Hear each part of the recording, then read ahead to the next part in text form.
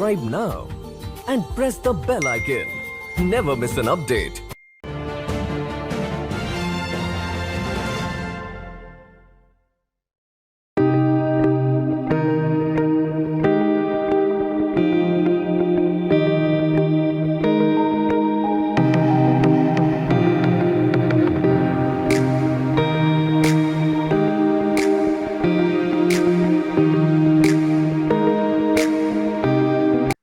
Namaste, konnichiwa, and shalom. Today we have very special guest with us, as you can see. And this is our first Israeli guest, and he is none other than Consul General of Mumbai from Israel to India. Mr. Kobbi Shoshani is with us, and as I said, he's our first Israeli guest. So, welcome to the Nupur Tewari Show. Konnichiwa, shalom, namaste. Konnichiwa, shalom, namaste. And the first question definitely we are going to ask you, like, how do you define the relation between India and Israel? It's a very happy question for me to answer. And I think because of the fact that I was here at the first time in 1992. I came to India right after we had the full diplomatic relations. Not everybody knows, but the full diplomatic relations between India and Israel started 30 years ago, in actually January 1992, not long time ago, when we opened an embassy. Until that point, we had a consulate general, not consulate, an office in Mumbai, which was under limitation. The relation was not at its best. And I was sent as a very young Israeli diplomat to forming the embassy. I was very, very young. It was a very big embassy and a very new embassy because we have started the relation. I remember my first days in New Delhi. I was sent to New Delhi to open the embassy. It was a little bit hard from two main reasons. The first one, at that time, India was, especially New Delhi, was not an easy place to live, I have to say. And it was my first time to see, to see the city, and that was the first reason. The second reason, because we were Israeli, nobody know exactly who we are. Everybody look at us, especially in the corridors of the Ministry of Foreign Affairs, in a very, let's say, strange way. And but after a while, two things happened, which actually reflect. And come to your question. First of all, I fell in love with India. I like the colors. I like the mentality. I like the people, and especially I have to say I love the food. The food is the best in the world, definitely. The second thing which was happened is the people get used to us, and I felt day by day the love of the common people, and not only everybody in India, to the state of Israel. And now, and why I'm telling you this story? I'm telling you this story that since 1992, the relations between India and Israel grown up slowly. And let's say when Prime Minister Modi became the Prime Minister of India, it was not slowly, it was very rapidly up, which make us, I think, in India and in Israel, very, very happy. We like the Prime Minister for its good relations with Israel. Even maybe when he was the Chief Minister of Gujarat, that was the first time that he understood that the connection between India and Israel, it's important for both states. And we are right now in, I think, I wouldn't say the top of our relations, because we have a lot of way to go up with the help of the people, with the help of the leaders, but we have a fantastic relations. Why I know that we have a fantastic? Not because people tell me, because I read all the time the comments. In Israel we call it talkbacks. In India we call it comments in the Twitters and in the newspaper and everything. Then the talkbacks mainly. There is a big love to Israel, a big support to the relations, and I met a lot of people all over India, and I feel a special relation. Then our special relation is based on the love between the two states. So definitely the way you described, I can see that even in Twitter, even the way you were saying that, yes, the love is very deep between India and Israel. So do you think that it wouldn't have happened if Mr. Modi wouldn't be the prime minister? Things would have been different? First of all, he was the initiator. He understood. But and I think that if I can speak on behalf of his name, I think that he understood also that there is a big love in India to Israel, and it was mixed and a combination of these two. And I think that it's. I mean, let's back to 1947. Everybody knows that India will get its independence from the British, like in Israel in 1948. We know. The question it was when it's going to be happen and how it's going to be happen. It's so natural that our special relations are so close for many, many years. We are sharing the same long and ancient history and society and culture. We are sharing more or less the same mentalities. Even, the tradition. Sometimes when I see Indian tradition, it reminds me our tradition. And I have to say that a lot of Israelis that went in the recent years to India as a backpacker, as a tourist, as businessmen, brought with them a lot of inspiration and love to India and speak about it everywhere. If you will be as an Indian in Israel and you will say that you are from India, if you should say something like that, I don't know if you should say, they give you a hug. People love the people of India. And I think that also if people of India like Israelis when I met them. And there is a lot of respect between the two nations. There is some differences by size, by population, but there is a lot of similarities, and I can speak about similarities and differences for hours. Then it's fantastic. Yes, definitely. I see that whenever India is in a problem, that I see that support from Israel everywhere. The Israelis is wherever they are, all the Israelis, they are supporting India. And it is really fantastic. It makes us feel like we have someone, a country which is always beside us. So we are really grateful for that. So here I'm coming to the different topic that Israel is definitely, fighting terrorism, and India also fighting terrorism. So how do you see, how we can fight better according to you? First of all, Israel has suffered. Let me start with a different angle, with your permission, of course. We've mentioned before 1947, 1948. We are younger than India in 9 months. We got our independence in May 1948. You got your independence in August 1947. Then we are younger, not by years of culture and tradition and people, yes, but by independence. And something which was happened to both countries is the split of the country. The country was split due to the decision of the United Nations and, of course, the British mandate.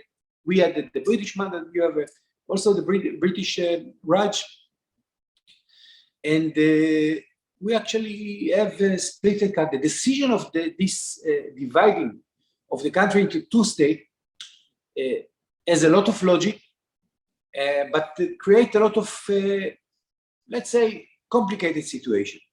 The same like in India, the same like in Israel. The split was not according to the spirit of that year. It was according to population, more or less, in order to actually split religion this way or another. I'm not entering to the question if it's good or bad. This is a very political sensitive question, which I have my own opinion, and I think that. But I don't want to enter to this field. But it definitely the decision of the split or the dividing of the state, Israel and India, cause some difficulties that we are suffering. We are working with that or dealing with that even these days. I have to let me speak about Israel for a second. Afterwards, you can understand that this is more or less the same thing. Israel were surrounded by Big Sea, the Mediterranean Sea in the west, but also in its first years by enemies. I'm talking about 1948 and afterwards, from Lebanon to Syria, of course, Jordan and Egypt at that time. I'm talking about 1948. The only exit, our exit, I mean, or way of out from Israel was by airplane. We were like let's say island, although we are not an island. You are subcontinent, of course, with a very large sea coast around this subcontinent. Then, even as a child in the 90s or 60s, 70s, and 80s, it was quite complicated for us to live. We had a lot of enemies. It's not a secret. It's enemies that actually, some of them decided that we are not enemies anymore, and they would like to cooperate and coordinate, and they did it in a fantastic way, like Egypt in 1977. I remember as a child when the first Prime Minister of Egypt came to Israel for the first time. It was a big and dramatic event in Israel. Everybody was waiting for him outside. As a child, I was waiting for him in the streets of Jerusalem with the flag of Egypt and Israel. And for you, probably it sounds, 4 years before, it was a war between the states. And everybody was so happy. Today we have a completely full diplomatic relations with Egypt since 1977. Of course, with ups and downs. Right now, we're in a very good relation. In 1995, we have a good relation, and of course, a peace agreement with Jordan. And I visited both states, and they are very beautiful states. But they were enemies in the beginning. It was a war with the Jordanians and Israelis. And in the recent years, we have also other countries like United Arab Emirates and Morocco and Sudan that actually signed a peace agreement. But in between, some in the borders, especially unsolved problem with the Palestinians, and especially the radical groups like Hamas, which are not accepting the idea of Israeli or Jewish state. This is something that actually bother the atmosphere in the Middle East. The second is, of course, Iran. And I have to tell you, my origin, basically, my grandfather and mother, from my father's side, they came from Iran. And I have a lot of respect, first of all, to the Iranian people and to the Iranian culture and history. Don't forget that they are actually the source of the algebra. Then we don't have anything against Iran. But the regime right now is very radical concerning the state of Israel. We don't like it. We don't like it, and one of the phases, one of the element that we can see it very clearly is what's happening in Lebanon. In Lebanon, we have the Hezbollah, and if you would like to speak about Hezbollah, I will give you a briefing, but what they made to Lebanon, and what you see right now in Lebanon with the catastrophe of the economy, people understand that through fighting with Israel, it's not a good idea because you lose money, you lose investment, you lose the economy, and you didn't get, we are strong. If you ask me what we can cooperate, first of all, in my point of view, you have to remember that you have to be strong. You have to believe in yourself. You have to have strong army, but in the other end, you have to have open and good relation to accept people who wants to live with you peacefully. This is what we try to do with the Palestinians in 1993 in Oslo Accord. We built up, but the Palestinians right now, they are split this way or another, with the Hamas in Gaza, which object or don't like so much the Palestinian Authority. And I think even the Palestinians, and I'm telling you because I know, because they tell me all the time, Palestinians call me and write me and everything. We want a peace with Israel. And they want a peace of Israel because of two reasons. They understood that this is not the way. And the second thing, the power of economy and to live normally. If you ask me what is the cooperation, first of all, it's in your hand. Be strong, be tough, but be soft. Give the possibility to people who likes you and give them a hug. That's the first thing. The second thing, with terrorism, you have to fight like with criminals, period. You cannot make it easy. You have to be clear and sharp. This is something it's unacceptable. Terrorism is unacceptable. If the terrorists, you understand that with the strength they cannot achieve anything, eventually, and this is exactly what's happened in the Middle East. The wave of objection come down and down step by step, and people, countries after countries, understood that they're wasting their time. Then if they want to live in a better way, they can do it. This is the only two explanation or advice that I can say. You have to instruct, fight against terrorism with full power, but be strong with your army. But mentality, you have to understand that no violence is not a way to achieve anything. Sometimes it takes loss of life, a lot of patience, but this is the only way to do it. Exactly. Very rightly you said, yeah, violence cannot be the way. It cannot bring peace. Yeah, we all want peace in the world. So I'm going back to 1992 when you first came to India and you fell in love with the country. So like, what was the first thing you fell in love with? The food, the environment, the beauty of the country? What was the first thing you fell in love with? I didn't think about a good answer, but I tell you, I'm trying to remember. I'm right now 55 years old, and I'm trying to remember what's happened 30 years ago. But I tell you that I will not forget it forever. First of all, the smile of the people. Oh. You have an amazing people here. I have to tell you. And I tell you, it was not easy in the beginning. The first 2 days was very hard for me.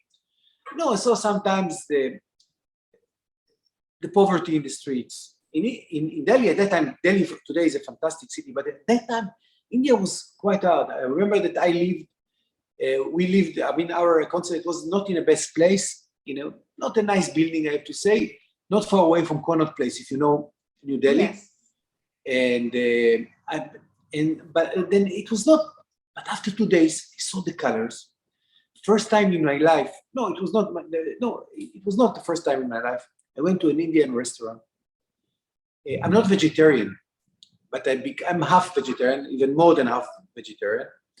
Then I taste the amazing food. The first time that I've eaten in an Indian restaurant was in London in 1988, I think. I came back to this restaurant afterwards, the same food, the same, and you remember me, years after, because we went every day to this restaurant, but it was a different food. It was more British Indian food. Yes. And first time that I ate, you know, the palak paneer with the chicken tikka masala, the naan. At that time I ate naan. Today I don't touch it anymore. Yes, not because it's not good, because of me.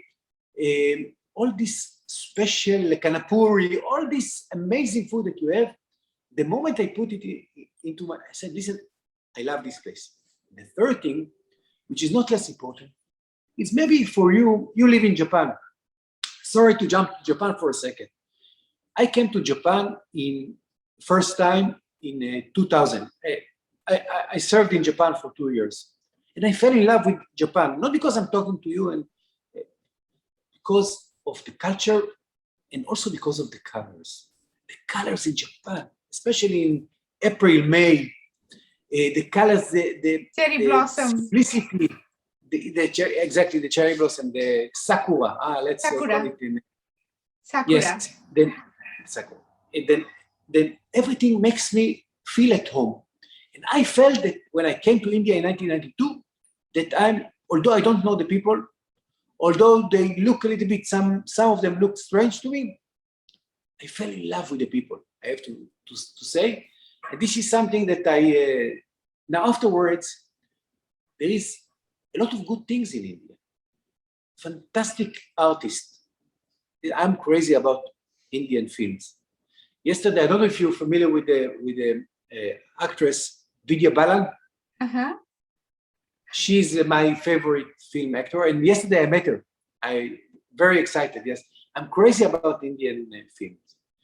I see every week. I see at least for many years. Not because I'm in India. Even in India, I don't have the time to do so because I don't have the time. But when I was in Israel, I once in a week I saw Indian film. I'm crazy about Indian films. I have a lot of actor and actress that I like very much.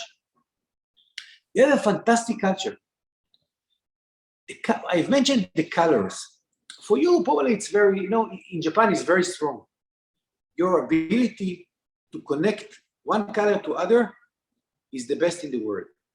You can see it in your materials, in your fabric. You can see it in your saris and dress, as you have, even today, what I see, there is good connection between the colors. And for me, that was actually catch my eyes at the first beginning. And this is something that I like the noise, I like the hectic, I like the hugs of the people. That's it. It's like color and so much bright. I think India is bright. It's a like cosmic mess. Everywhere everybody's doing whatever they like, but there is a peace and beauty in everything. I think I like the idea of cosmic mess. I'm going to use it. Is a very good definition, I have to say. Yeah, so I think it is a very beautiful thing that you are in India and you are from Israel and I am in Japan and we all are talking, 3 countries, we're connecting 3 countries, I guess, India, Japan and Israel. And 3 countries, we have such a rich culture because we have tradition and we are not like a newly built country. We have so many years, thousands of years history. So it's such a beautiful thing. It's like exchanging culture, and especially if it between India, Japan, Israel, it is going to be amazing. It is going to a different kind of path, going to show to the world like peace, beauty, color, everything. If 3 cultures, if we combine 3 cultures together. So what do you think if about Japan, your 2-year stay, since you stayed also in Japan, like what was the most important memory? Like if you think about Japan, like what was the most beautiful thing you can think about? Let me answer like that. The minimalism of Japan, yes. That's something that breaks my heart, I have to say. The precise and the accuracies of the Japanese technologies and life, and the cleanness. When you get something in Japan, I remember that we had some problem in my door in Japan, came 4 people. And it was, electric door. And I said, why 4 people to fix the door? And they said, one is a specialist for the electricity of the lock. The second one is the carpenter. The third one is the expert for the finishing. And the 4th one is going to get the approval that everything is perfect. This is the way to work in such place. And I think that Japan, some people will say completely opposite of India. I would say there is a lot of similarities between the two. You cannot bring Japan into India and India into Japan. It will be a crash probably with the Shinkansen in Tokyo, and it will not be the same India in India, because sometimes you have to live, you have to smile, you have to hug, you have to be informal. Then everybody has his unique tradition, amazing and beautiful colors, and fantastic people. And I think that to make a little bit, not everybody needs to be the same.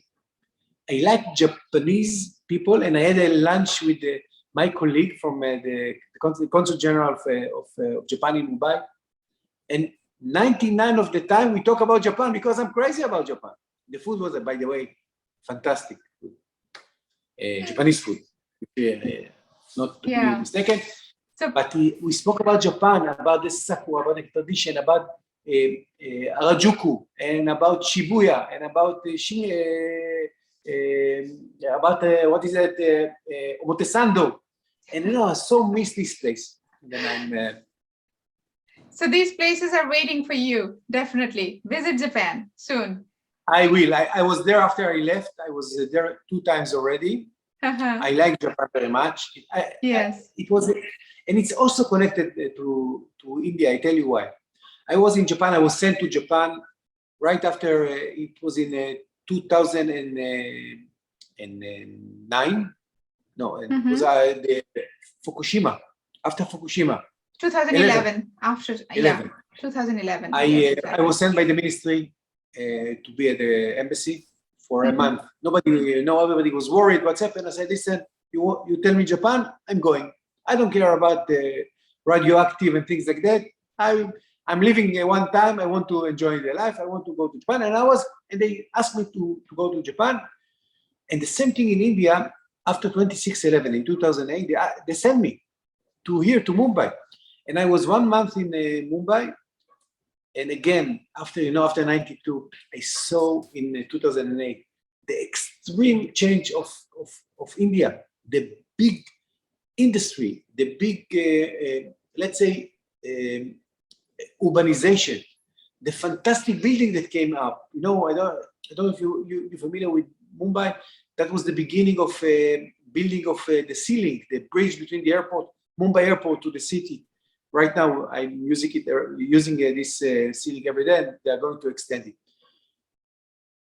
India changed completely. You can see it, the skyline of Mumbai, and I'm sure that in Delhi as well, and other cities. Amazing. I was in Pune 2 days ago. That was my second or third visit to Pune. Listen, it's amazing. India is progressing very rapidly, you mean to say? Absolutely. You have a fantastic industry and big progress, and you can see it everywhere. Wonderful. When these words come from someone, definitely foreigner, and someone, a consul general, and it means a lot to us, especially Indian like us who are really in abroad and cannot be there, cannot see that what is happening inside the country. It is really making me very happy, because these words are coming from you. So now we are going to some rapid fire round. So I'll be asking you some questions, just you have to answer. So India and Israel's relation in one word, if you can describe in one word. Growing partnership, love, and culture. This is in 3 words, but growing partnership. Okay. I think that's the word that I think. Growing partnership with love. Good, yes. Wonderful. Your favorite Indian food? I told you that I'm not a completely vegetarian, not a vegan, but I'm a flexitarian. I don't know if you know what is flexitarian. I'm completely one of the radical flexitarian. I eat meat once in a few, very, very rarely. Then my favorite is palak paneer by far. I'm crazy about it, but I had a lunch in a fantastic Maharashtrian restaurant in Pune 2 weeks ago, and I thought to myself, just for a second, maybe there is something even better than that. I ate an amazing plate. The plate was beautiful by the colors, as we mentioned, and also by the taste. But still, I think that palak paneer is my palak paneer. So you would like to have palak paneer with chapati, roti, or with rice?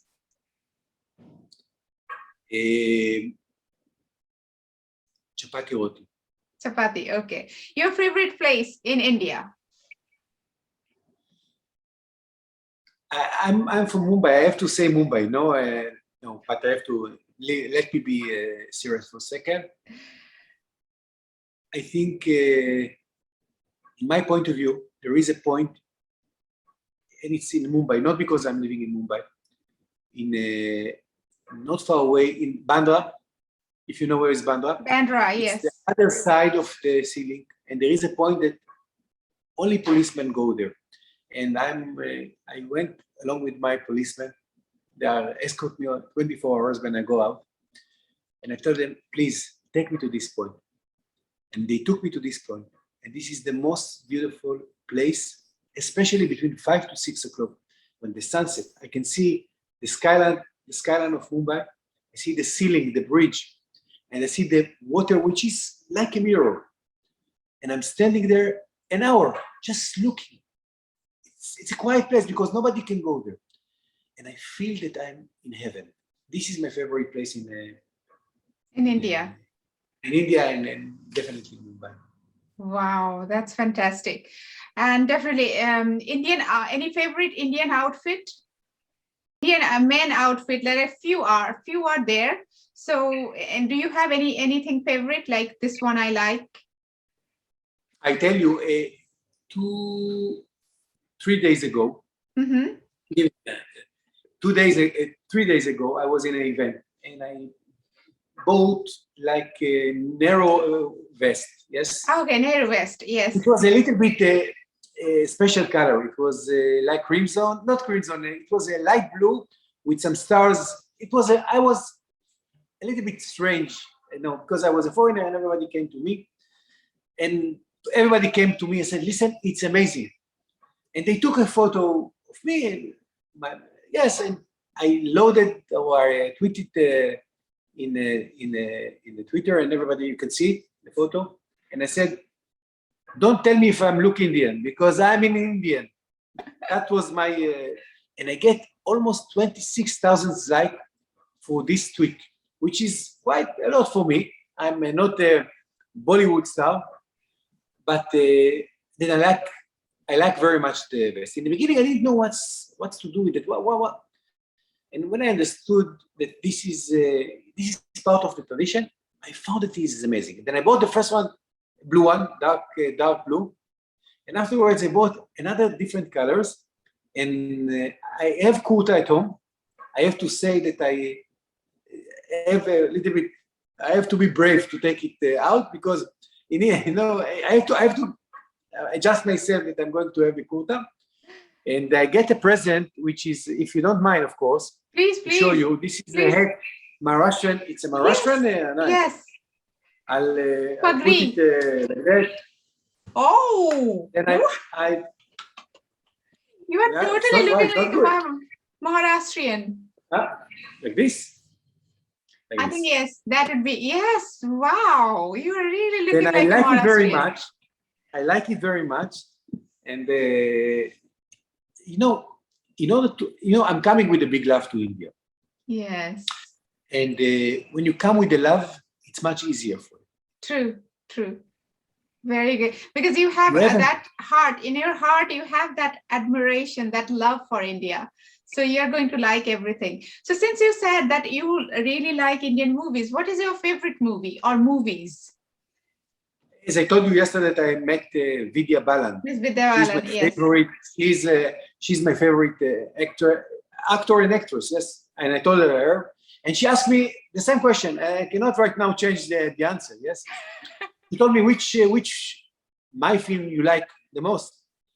And I told her, which I think that this is, I think one of, it's a Teen Tree. I don't know if you've seen, it's a little bit old film, but it's amazing film. But if you ask me really which film is the best in my point of view of India, it's the film Two States. Two States. Are you familiar with it? You know? Two States. I think that love story. Exactly. And I tell you why I like this film. The male is from Punjab. Yes. And the lady, she's from Kerala. And they meet in Gujarat University, as far as I remember, in the middle.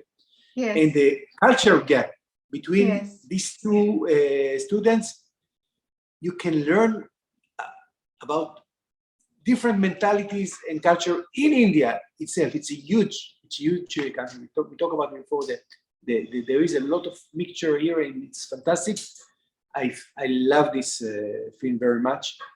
And it reminds me, sometimes this way or another, that we have to sometimes to adjust and to live and to find out, to reveal other cultures. And this is something that is a movie that I like very much.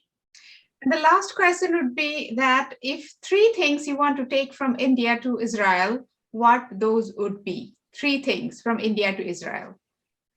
Spiritual things or physical? Anything. It's totally up to you.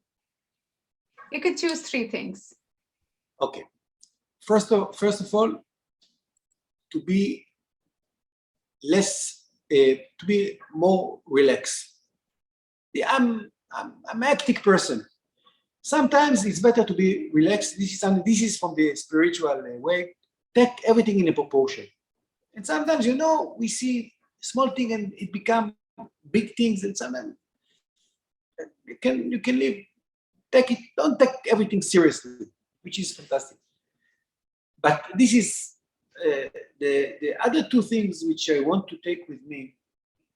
First of all, the whole Indian cuisine in my container back to Israel. That's definite. The second thing, I want to go to, I don't know if you're familiar with the shop called Fab India. I don't want to give them advertisement there. Yes. To take all the shop, all the fabrics, all the furnitures, and take it with me. And if I can add one more thing, you gave me 3 possibilities. I'm sitting right now with my colleague, and he's from the consulate for many, many years. I want to take him with me as well. And maybe you'll come to say hello afterwards. Okay, wow. Okay, so you have already chosen 3 things. So those 3 things is being relaxed, like relaxation, and with the spirituality, and definitely Fab India and your friend. Wonderful. And all the spices from India as well, I told you. Don't forget it. Yeah, all the spices are the food. Yeah. Yeah, I think you better take spices. Otherwise, you'll miss Indian food there. Yeah. So it was really an honor to talk to you, to have you on my show. And you were such a wonderful human being, such a wonderful person. And what I can say that I'm totally honored to have you on my show. So thank you so much. Touch. Definitely, we'll be in touch. Thank you so Domo much. arigato. Domo arigatou gozaimashita. Namaste and salam. Namaste. Shalom.